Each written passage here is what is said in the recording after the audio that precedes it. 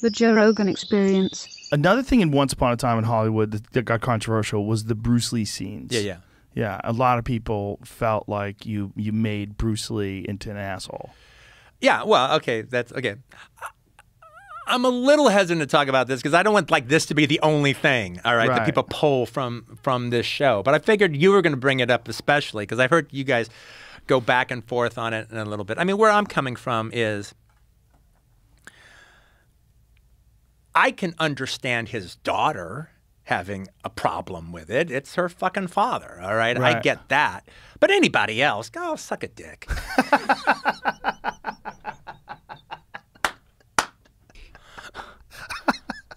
And the thing about it, though, is, even if you just look at it, it's obvious Cliff tricked him. That's how he was able to do it. He tricked him. Mm-hmm. It's like it's explained more in the book, but the thing is, like they do a 2 falls out of 3 contest. Mm-hmm. So Cliff loves shit like that, and he has a method, and his method is to give the guy the first fall. Okay, do your fucking move, dude. Right. Let me see your move. All right, and he gives him no resistance whatsoever. The guy does the move. He knocks him on his ass. And Cliff, and there's like 4 different ways Bruce could have come at him the second time that Cliff would have had very little defense against. But most of the time, if a guy has a particular move and it looks like the guy's a lunkhead, just a big mouth, who can't really defend himself, they do the second move again. I mean, they do the first move again, the second time. Well, now Cliff knows what it is. So he prepares for it, he pivots, he catches him, he throws his ass into the car. Right. And now the third time will be the charm and he gets broken up. But he just tricked him. And Bruce realized he got tricked. If Cliff hadn't been so vicious, he could have even appreciated it. Do you know about the history of Bruce Lee and Gene LaBelle? Yeah, of course. Did you research that before? Yeah, well, I've always known it and everything. Right. And the stuntmen hated Bruce. Really? On Green Hornet. No, it's in Matthew Polly's book. And before that, it's always been known. That's why Gene LaBelle was brought on, to teach Bruce respect for American stuntmen. Bruce had nothing but disrespect for stuntmen. Really? And he was always hitting them. He was always hitting them with his feet. He was always tagging. It's called tagging. When you hit a stuntman for real. And he was always tagging him with his feet, and he was always tagging him with his fist. And they got to be the point where no, I refuse to work with him. Really? And he had nothing but disrespect for American stuntmen. Huh. That's interesting. I wonder what that was about. I wonder what his perspective would have been if somebody asked him to explain it. It's like, they're just not good enough. They're pussies. I want to make it look real. Okay. So he was hitting them to make it look real. Yeah. Yeah. But they don't like that. No. That's unprofessional. Well, that is unprofessional, but that's been done before in a bunch of movies by people that people say are assholes. Yeah, and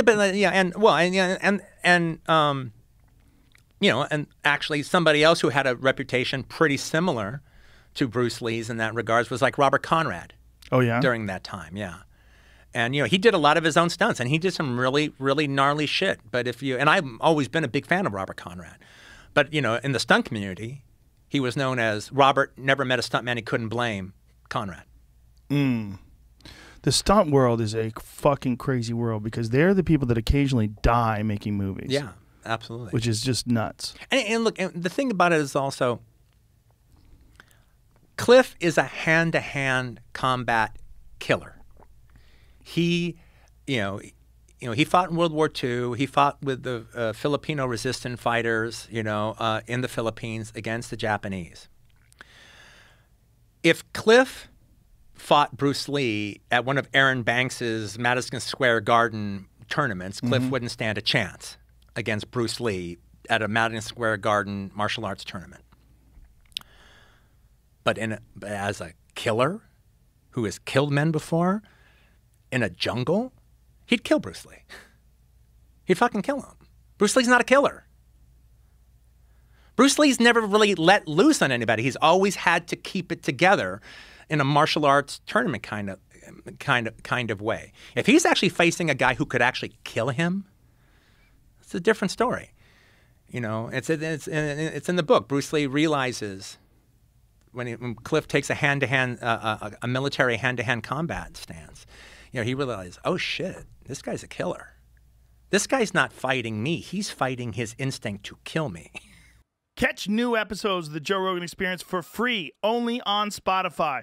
Watch back catalog JRE videos on Spotify, including clips. Easily, seamlessly switch between video and audio experience. On Spotify, you can listen to the JRE in the background while using other apps and can download episodes to save on data cost, all for free.